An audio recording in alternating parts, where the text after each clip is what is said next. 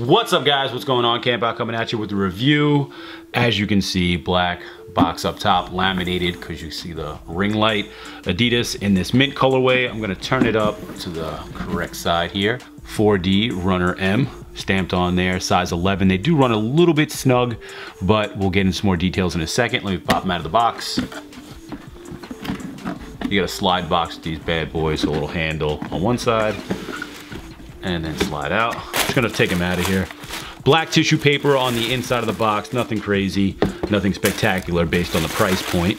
They were $300 retail, $324 after tax, or in that ballpark area.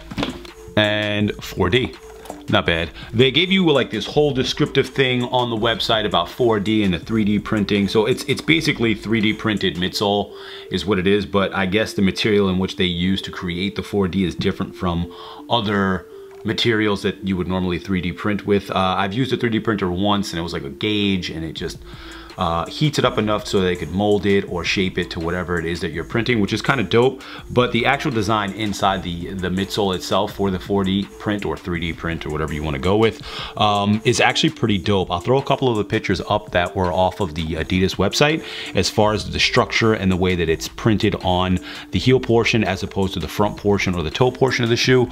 Kind of fire. So it's more open towards the back, and then the spacing is different. So the spacing up front towards the toe portion is kind of tight, and it looks very weird, but it also has like, it comes to a point where your toe is. The picture will be up so you guys can see what I'm talking about. But they give you a couple of descriptive things on there too. So I believe it, okay, Futurecraft designed with data, crafted by light. Futurecraft 4D features the world's first high performance midsole crafted with light and oxygen. I don't understand how. I think everything's crafted with oxygen. Light, I mean, I don't even understand, like maybe people just don't, maybe people are, they don't pay enough attention to things, but light and oxygen are not two things that will set you apart from other brands like Nike. But anyway, based on years of athlete data, its single component design is precisely tuned for controlled energy return, providing long-lasting cushioning and stability for your run. That's one of the little snippets that are on there. I'll probably post the website up so you guys can see it. Digital light synthesis. Pioneered by carbon, this breakthrough 3D printing process transforms liquid into solids, like all 3D printing process. Carved by light and oxygen, creating a new era of high performance, durable materials.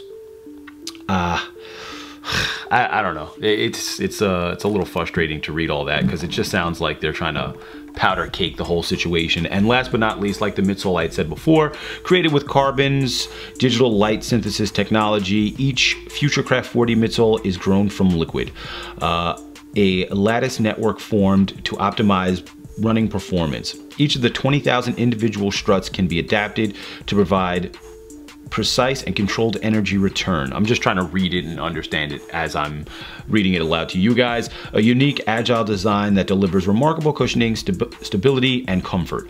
So basically, they're saying, I'm trying to create a comparison for the idea that they put in here. So these are like struts. When you press them, you get different push in different directions, so therefore when you step down it's giving you force back.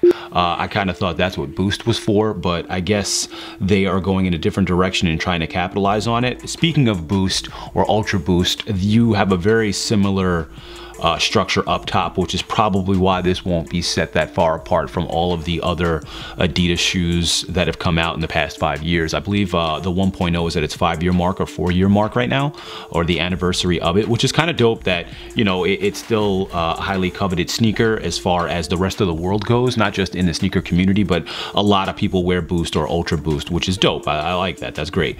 But as far as this shoe goes, I'm gonna grab an Ultra Boost real quick, or I'm just gonna grab a 1.0 and so I'm gonna bring them a little bit closer so you guys can see what I'm talking about. But if you take a look at these toe boxes, even the separation towards the front area or the gauging in between the prime knit is almost the same. I lightened up the video just a little bit so you could see what I'm talking about, but the blacks are the same, the separation in between the knit is the same, even the direction in which the shoe flows is the same, which is not crazy, but it's just kind of, what's the word I'm looking, it's just been done before by Adidas, you know, and you're going with the new midsole, so I guess that's cool, but I don't think the midsole is enough to separate or jump ahead of anything any of the other brands are doing. Yeah, I don't know, it sounds a little trivial, but to me it just seems as though they could have did something different on the upper to kind of coincide with the futuristic crafting of the 4D. But anyway, getting to the sizing real quick. The sizing is a little bit snug. So I wear 10.5, 11, as you guys mostly know. They run a little bit narrow and a little bit more snug. I believe these are 10.5, I'm not mistaken, yeah. And they fit just like a 10.5, but they are an 11 on the 4D. So just a heads up for sizing, I did go a half a size up, and it worked out pretty great.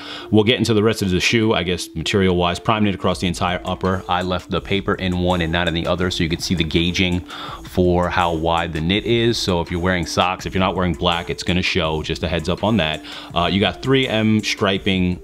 It's like a material 3M or like a painted on 3M, so it gives like a different effect, and it moves with your foot, so they didn't have to put a plastic cage here to give you a different material effect, which is kind of cool. I like that aspect as well.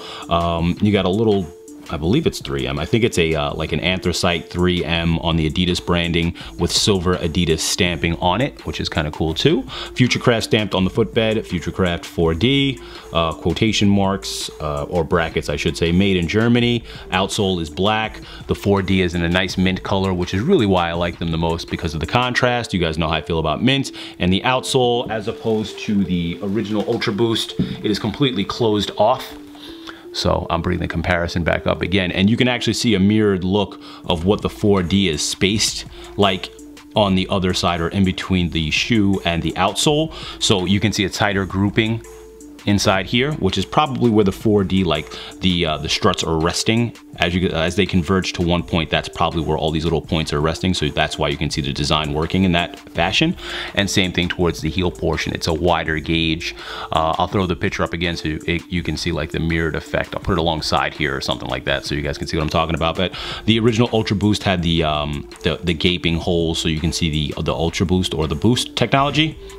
In closing, pretty dope shoe. Colorway is the best part about it. Reminiscent of the 1.0. Sizing is 0.5 small, so go 0.5 up, not to be too confusing. Price point's a little hefty. I don't know if it's really worth the $300 just because it's 4D, but that's it for that. Hope you guys liked the little side-by-side with the Ultra Boost, and I'm out of here. If you guys aren't subscribed, hit the subscribe button. If you have any questions, comments, hit me in the comment section. Peace.